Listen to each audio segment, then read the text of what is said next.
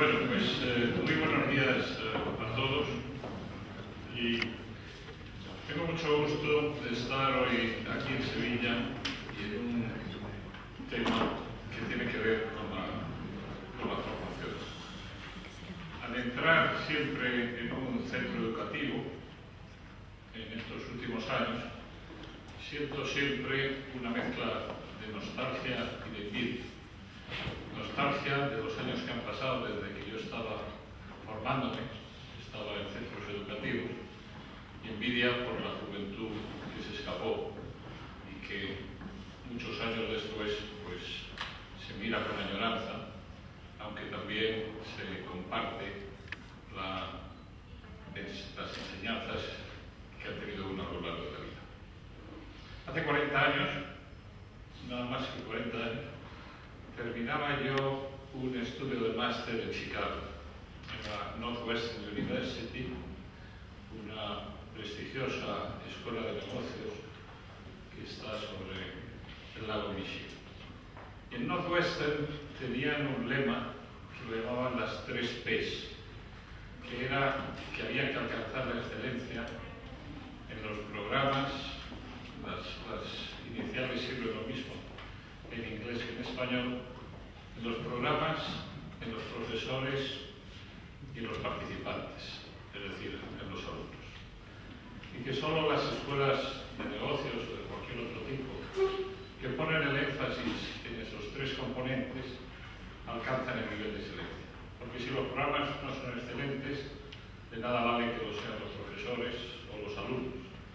Y si los profesores no lo son, pues de nada sirven los programas de los alumnos, y si los alumnos no lo son, pues no se llegará tampoco al nivel de excelencia.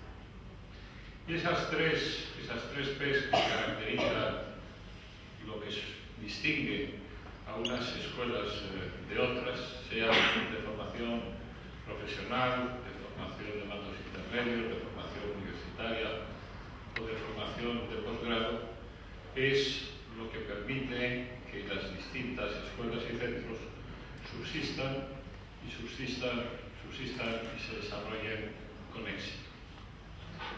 Yo creo muchísimo en la formación profesional y lo creo desde que a los pocos meses, a los pocos días de terminar mis estudios en Chicago, fui contratado por una empresa que en aquel momento era la mayor empresa de department stores, de grandes almacenes que había en el mundo, que se llamaba Sears Roebuck y que tenía como uno de sus objetivos abrir tiendas en España. Como yo era español, pues me ofrecieron, al acabar la universidad, me ofrecieron si quería entrar en esa empresa.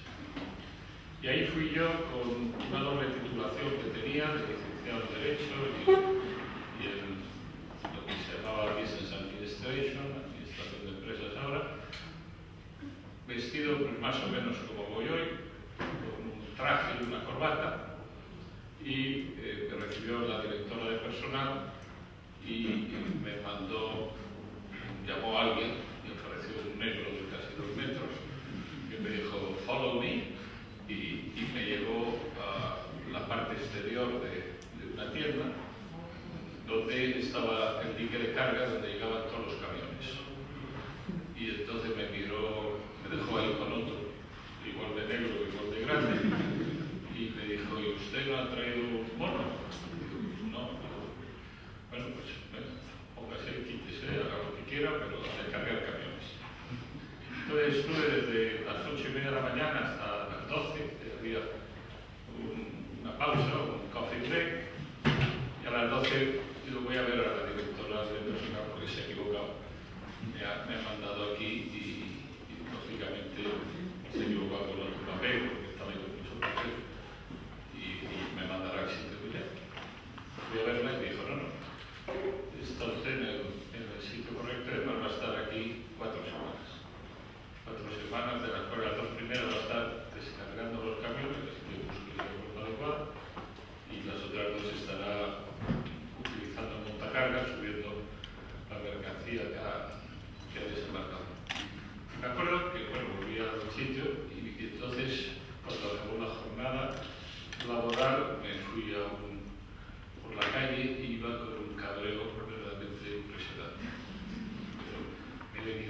Chicago, después de haber estudiado una carrera o dos carreras en España, cruzar el Atlántico, estoy aquí que hace un frío que pega, y todo para descargar camiones.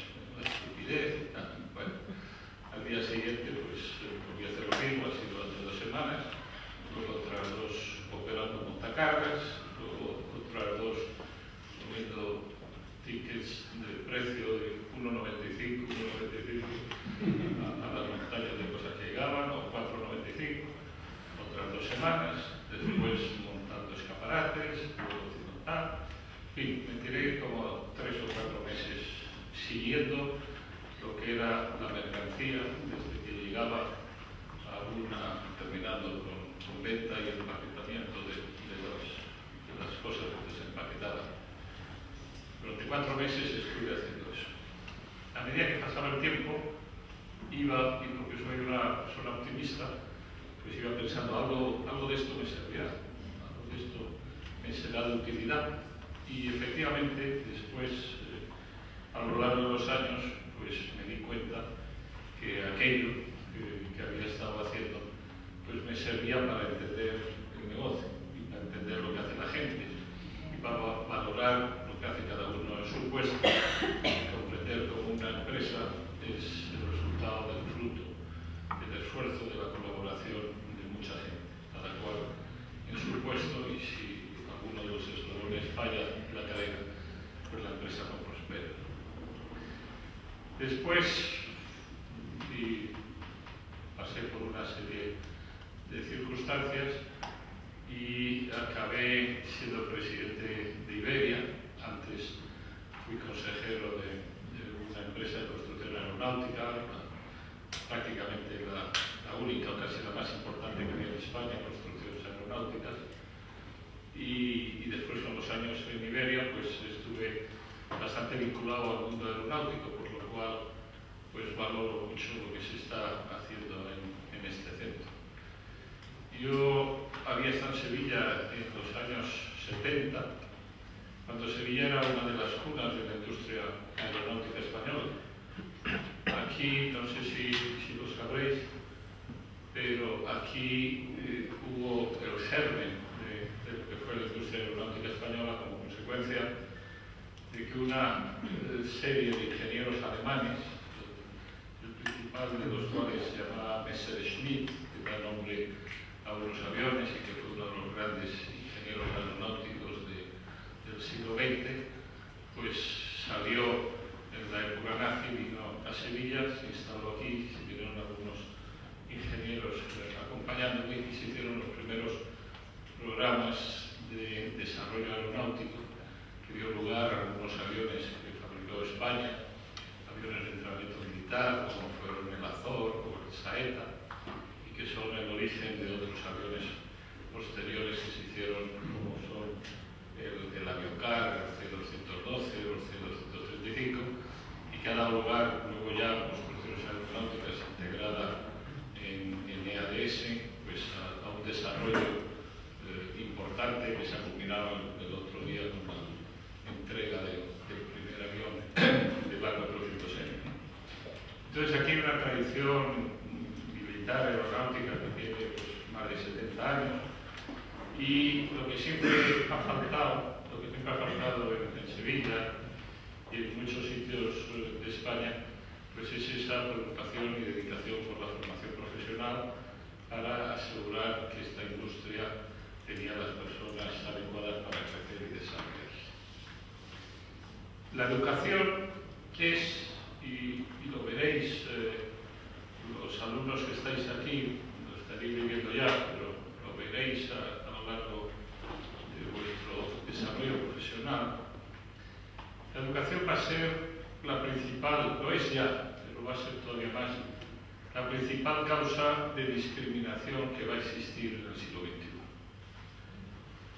En el siglo XX y en siglos anteriores y en otros países ha habido, y algunas todavía subsisten, causas de discriminación debidas a la religión, a la raza o al sexo.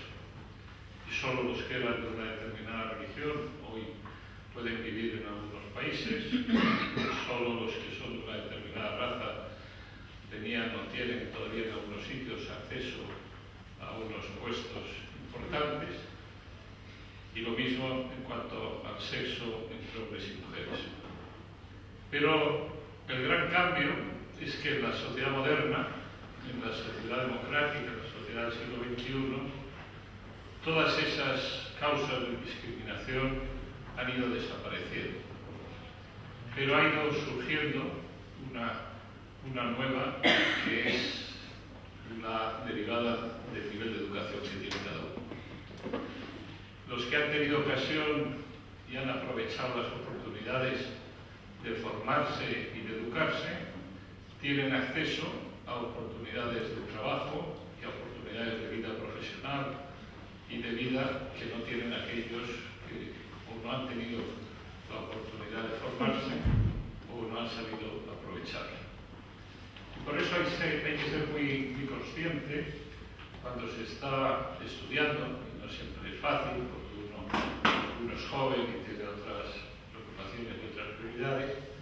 Hay que ser muy consciente que si uno aprovecha el tiempo y lo aprovecha bien y aprovecha los conocimientos que se imparten en los centros de formación, sean profesionales o universitarios, tendrá oportunidades en la vida que no tendrán los que están fuera del sistema.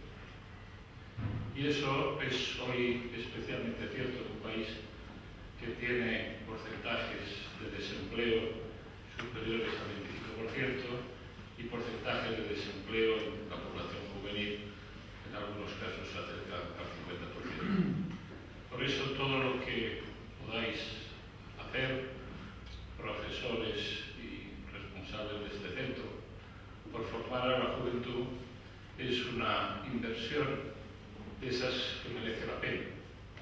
Y todo lo que podáis hacer los alumnos por aprovechar este tiempo es algo de lo que recibiréis los dividendos en el futuro a lo largo de vuestra vida. Los últimos 20 años he sido presidente de Mercedes-Benz en España.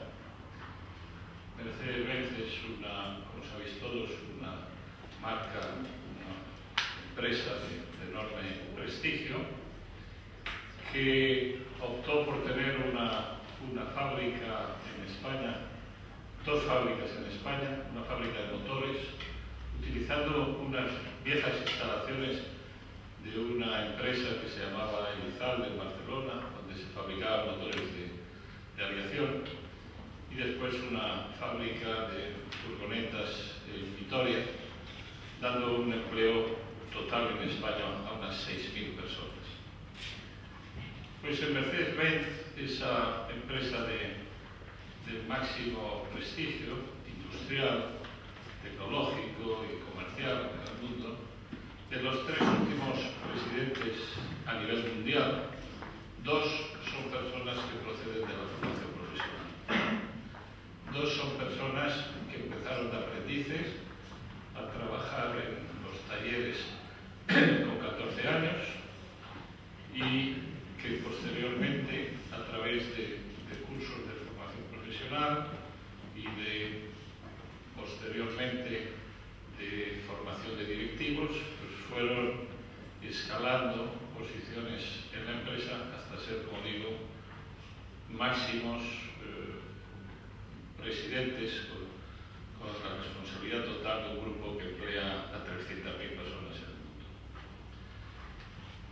Pongo este ejemplo para demostrar que, aunque los títulos y las reglamentaciones limitan y segmentan, muchas veces el tema de la educación es un tema continuo, es un tema en el cual se empieza en la educación general básica y se sigue o por el camino de la formación profesional o por el camino de la formación universitaria, pero posteriormente se puede converger y se puede seguir una escala única en el mundo empresarial. Y por eso es muy importante la existencia de centros como este, donde se impartan enseñanzas que no son impartidas en otros sitios y donde España tiene una carencia. y por eso felicito a los impulsores de este centro y estimulo a los profesores que facilitan las enseñanzas y también a las empresas para que envíen a sus mandos intermedios a formarse en una escuela como esta. Esta, digamos, que era la primera parte de las cosas que quería decir y me parecía oportuno estando en este centro. La segunda parte es comentarles algo de lo que hace referencia a Marca España. Marca España es un proyecto, que ya no es proyecto, sino que ya es una realidad, que tiene como objetivo el potenciar al máximo la imagen de nuestro país. Porque resulta un objetivo que no se puede olvidar ni se puede despreciar, el de poner en valor todo lo que tiene un país. En una empresa, y como digo, he trabajado en empresas donde la imagen es un elemento fundamental. En Mercedes decíamos que en el activo la partida más importante era el símbolo, el logotipo de la estrella de 3 puntas. Ese era de todos los activos, más que cualquier otra fábrica o más que cualquier instalación, el de más valor era el logotipo. En las empresas, la imagen, es decir, la percepción que los demás tienen de esa empresa, resulta un elemento fundamental. Si una persona está dispuesta a comprar una lavadora Miele alemana, fabricada en Alemania, y pagar 300 euros más que por la misma lavadora fabricada en Bulgaria, es porque detrás hay toda una carga de atributos que se asocian al producto alemán, que están relacionados con calidad, fiabilidad, tecnología, etcétera, por los cuales el consumidor está dispuesto a pagar más. En la industria del automóvil, un Audi vale pues, un 25 o 30% más que un Skoda, aunque tengan a lo mejor hasta un 90% de piezas comunes, piezas iguales. Pero esa marca es lo que hace que el consumidor esté dispuesto a pagar un premium, a pagar un suplemento adicional a lo que paga por un checo. Y la marca Made in Germany es hoy, para una gran mayoría de los consumidores mundiales, ese símbolo, como digo, de tecnología, de confianza, de fiabilidad. Pero es curioso que ha llegado ahí desde casi el extremo contrario. Y me explico. A finales del siglo XIX, cuando la revolución industrial era ya una realidad patente en Inglaterra, pero empezaba a serlo en el continente europeo y muy concretamente en Alemania, un grupo de industriales y comerciales británicos se reunió en Londres para solicitar que se distinguiera ante el consumidor porque era un producto fabricado en Inglaterra con relación a lo que eran productos que consideraban de peor calidad que se iban fabricando en el continente europeo. Y llegaron a exigir y lograron imponer que los productos procedentes de Alemania vinieran marcados con un sello que ponía Made in Germany, fabricado en Alemania, como advertencia al consumidor que se trataba de un producto de peor calidad que el que se hacía en Inglaterra. Desde ahí hasta el momento actual hay un siglo largo de trabajo, de esfuerzo, de investigación, de tecnología desarrollada por Alemania, que le ha permitido que el Made in Germany no sea un símbolo de una calidad inferior, sino todo lo contrario. Lo cual quiere decir que se puede cambiar la imagen de un país. Que la imagen de un país no es algo a lo que estamos condenados a mantener para bien o para mal, sino que es la acción de las personas de ese país, la acción de los españoles en este caso, lo que puede hacer que la imagen de nuestro país mejore o empeore. No es algo, aunque también algo que pueda hacer el gobierno, sino que es algo de todo el país. Si un día un diputado, hablar de algo próximo, un diputado del Parlamento andaluz asalta un supermercado y se publica en la prensa de todo el mundo y hace portadas en periódicos como el Bild Zeitung, que tiene 5 millones de lectores en Alemania, ese señor con su acción está de alguna manera perjudicando a la imagen del país. Por el otro lado, si un tenista de Manacor gana un torneo que se está televisando a 400 millones de personas y no solo lo gana, sino que lo gana con esfuerzo, con sacrificio y con humildad, ese señor está también construyendo marca España y de una manera muy intensa. Todos de alguna manera tenemos una responsabilidad en la imagen que proyecta nuestro país. Desde el aduanero que puede recibir al turista diciéndole "Welcome to Spain" o tirarle el pasaporte mientras está hablando con otro, hay una serie de actitudes y comportamientos que de alguna manera influyen en esa construcción de la imagen de un país, en esa percepción que los demás tienen de nosotros. ¿Y cuál es el estado de la imagen de España afuera? ¿Cuál es el nivel en que nos encontramos? Pues nos encontramos en un nivel, en primer lugar, desigual. Hay zonas del mundo donde se aprecia y se valora lo español, hay otras zonas más críticas y hay otras zonas donde se ignora o se desconoce incluso dónde está España. La imagen en general que tiene España en el mundo es bastante superior a la que tenemos los propios españoles de nuestro país. Y esto es bastante dramático y bastante cierto. Hace unos meses participamos en un estudio que se hizo en los 8 principales países europeos, en que se pedía a la muestra de población entrevistada que diera su opinión sobre su propio país y los otros 7. El resultado de esa encuesta fue que en Francia los franceses decían o daban la máxima nota a Francia. En Inglaterra, la misma encuesta daba unas valoraciones a los 8 países y el primero era Inglaterra.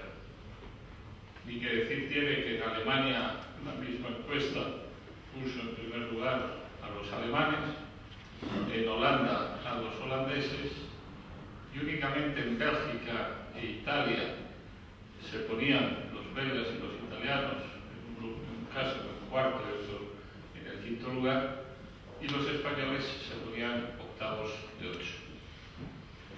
Esa es la diferencia que hay entre el sentimiento de orgullo, de pertenencia, que en este momento tenemos los españoles con relación a la que tienen otros europeos.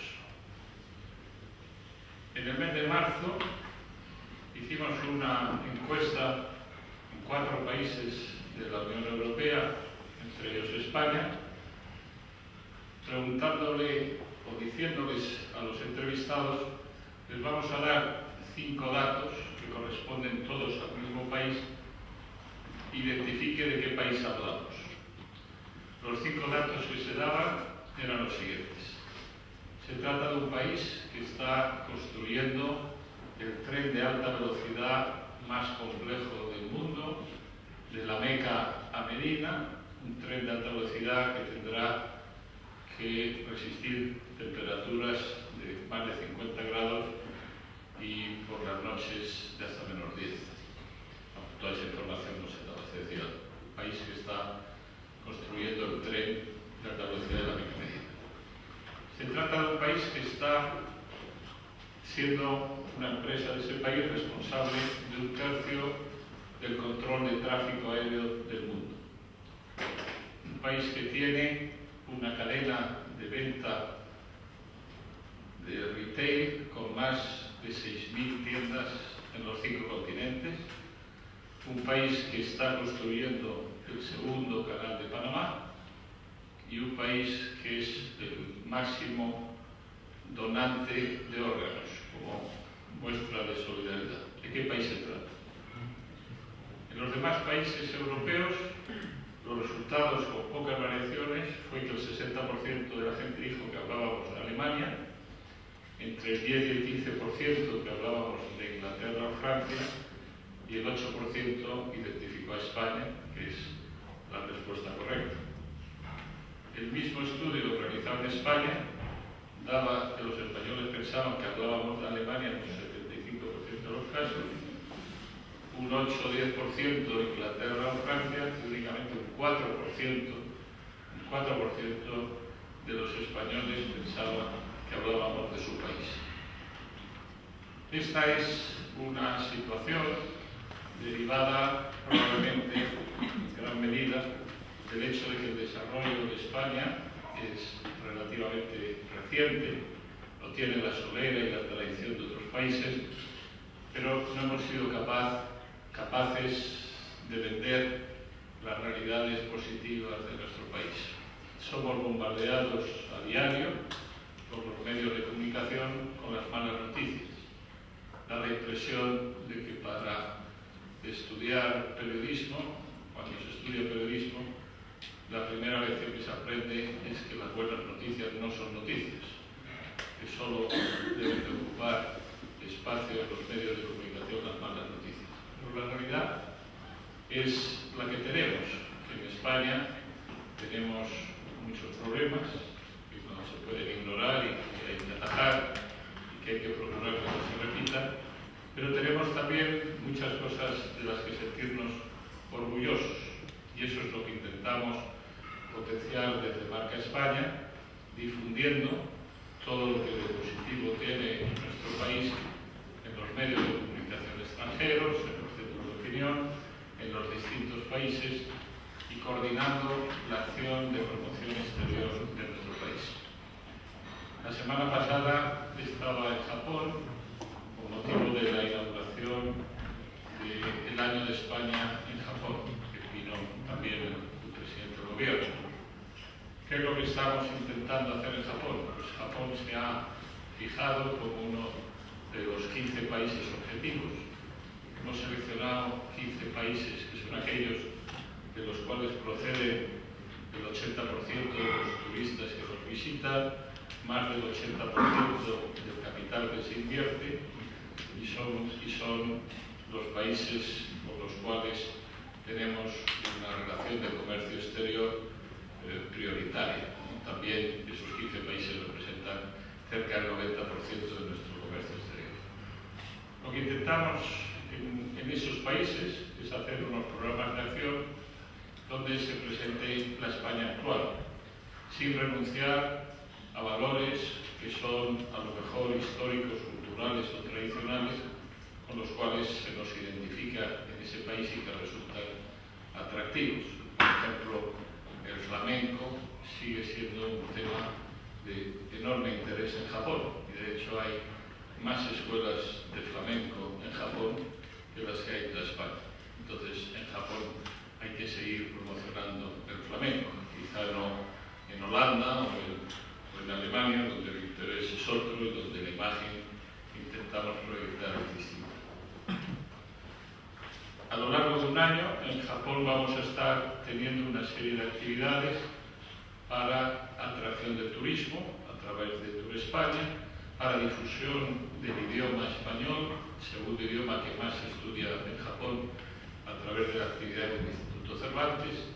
Vamos a hacer unas presentaciones y asistencia a ferias a través de ICES de productos y servicios españoles. Va a haber un seminario sobre atracción de inversiones de capital japonés hacia España y una serie de actividades coordinadas dentro, como digo, de un plan de acción que permitan producir sinergias a lo largo de un tratamiento conjunto conjunto de España y no de actividades dispersas a lo largo del tiempo. Y lo mismo estamos haciendo en los otros países que se consideran prioritarios. Pero hay un enorme trabajo que hacer en el interior de España. En el interior de España hay que intentar recuperar la moral de los españoles, la moral al margen de ideas políticas de todo tipo. Hay que hacer que los españoles se sientan orgullosos de su historia. No tenemos que pedir perdón por nuestra historia, sino al revés, tenemos que estar muy orgullosos de la contribución que España ha hecho al mundo a lo largo de los siglos. Entonces, que debo ir acabando. Puede ser, si fuera necesario terminar. Como digo, hay que hacer una labor de recuperación de ese sentido de pertenencia, de ese orgullo de ser español, que se puede ser español siendo radicalmente de izquierda o extremadamente facha en la derecha. No está unido necesariamente a ninguna idea política, simplemente ese orgullo de pertenencia al que me refería antes. Y eso es lo que intentamos hacer. Intentamos también, a través de la página web, hemos construido una plataforma marcaespaña.es, marcaespaña.com, bajo diversas denominaciones en español y en inglés, intentar dar a conocer, como digo, los muchos atributos favorables que tiene España. Al final, queremos que España sea percibida como una sociedad, como un país, al mismo tiempo tradicional y moderno, y no hay una contradicción en ambas cosas. Hace unos meses estábamos en Florida haciendo un programa con motivo del 500 aniversario del descubrimiento de la Florida, porque no debemos olvidar que España no solo fue el país que primero descubrió América, sino que fue también el primero en colonizarlo, el primero en conquistarlo y el primero en emanciparlo. Ahora estamos celebrando los 200 años de la aparición de las repúblicas hispanoamericanas como consecuencia de un proceso de emancipación que empezó en la Guerra de Independencia y que termina con la pérdida de Puerto Rico y Cuba en 1898. Y estábamos en la Florida queriendo llevar ese mensaje que puede parecer antagónico, pero que no lo es, de España, país tradicional y moderno. Hace 500 años, Juan Ponce de León descubría la Florida y se producía en 1513 el primer asentamiento de europeos en aquel continente, con la fundación de la que es la primera ciudad norteamericana, que es la ciudad de San Agustín de la Florida. Y a lo largo de los años siguientes, los españoles fueron construyendo ciudades, construyendo iglesias, construyendo una administración, construyendo los caminos, el camino real, el camino que va por toda la costa del oeste de las Misiones, iniciado por Fray Junípero Serra, y que da lugar a todos los nombres españoles que, arrancando de Monterrey, llegan hasta Vancouver, todos los San José, San Francisco, Santa Brígida, Santa Mónica, todos los santos que no son sino las misiones que van fundando los españoles. Y el mensaje era: España estuvo aquí hace 500 años, antes que los demás, construyendo este país, y 500 años después España sigue construyendo. Los arquitectos españoles han construido, Rafael Moneo ha construido la Catedral de Los Ángeles, Calatrava está terminando, espero que algún día, el Visitor Center de Nueva York, una obra magna que va a ser el centro de atención de todo el turismo sobre Nueva York. Ricardo Bofill ha hecho 3 edificios en el Front Line de Chicago, y tenemos una docena de arquitectos con obras reales y actuales en las principales ciudades de Estados Unidos.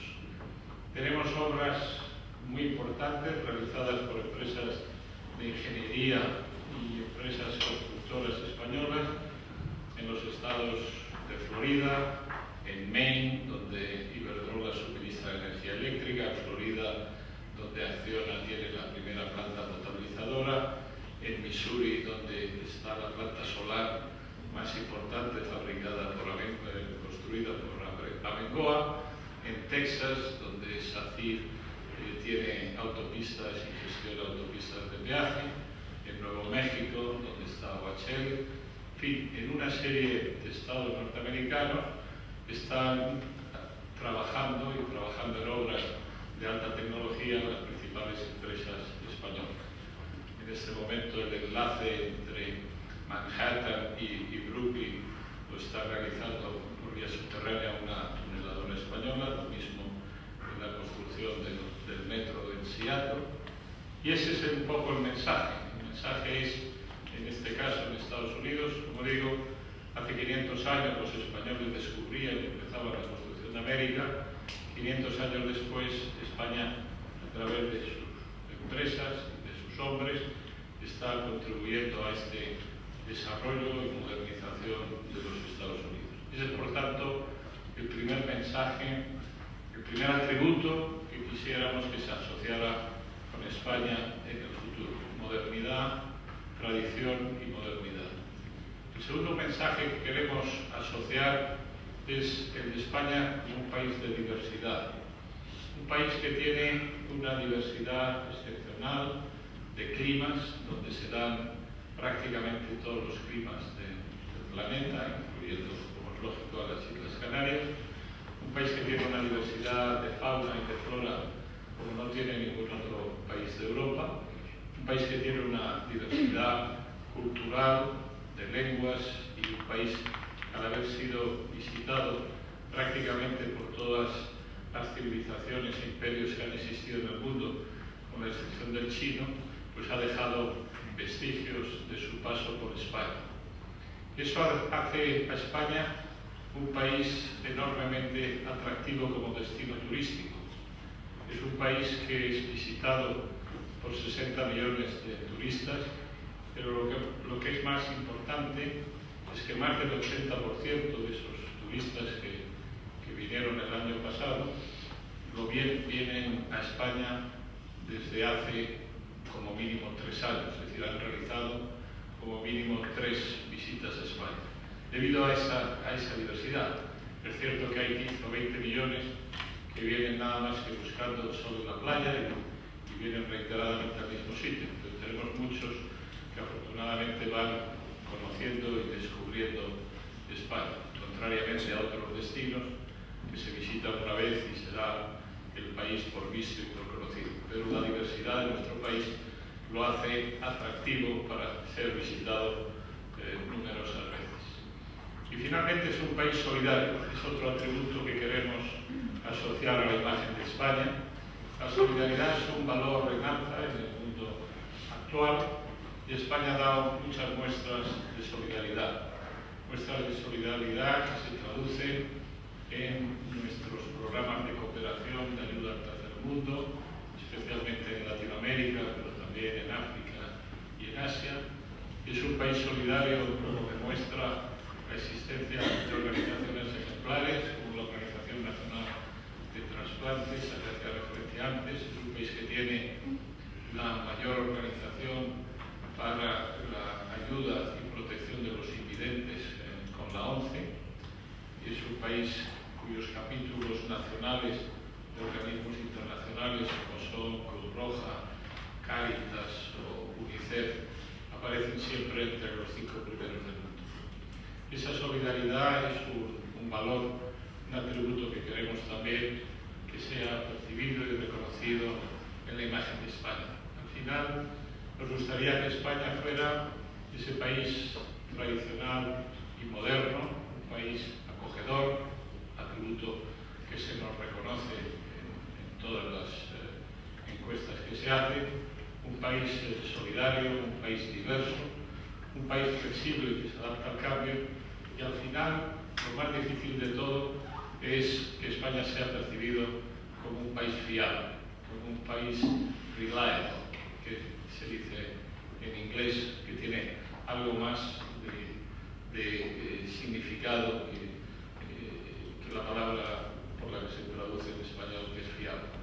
Un país en el que se puede confiar en todos los planos, un país que es un buen aliado, un país en el cual la justicia funciona, un país en el cual las instituciones cumplan con su papel.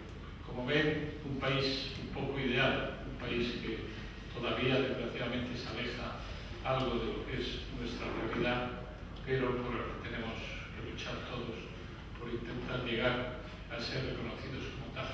Y ahí la juventud pues tiene un papel que desempeñar muy importante, porque somos mayores, lo que podemos hacer es estudiar, ver cómo se nos percibe e indicar dónde tenemos las carencias y estimular a la juventud para que con su impulso y su dinamismo pueda ir transformando este país hacia donde todos queremos llegar.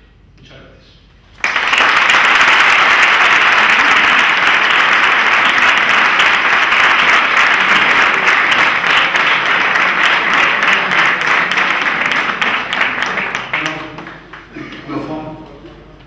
De esta conferencia de don Carlos Espinosa.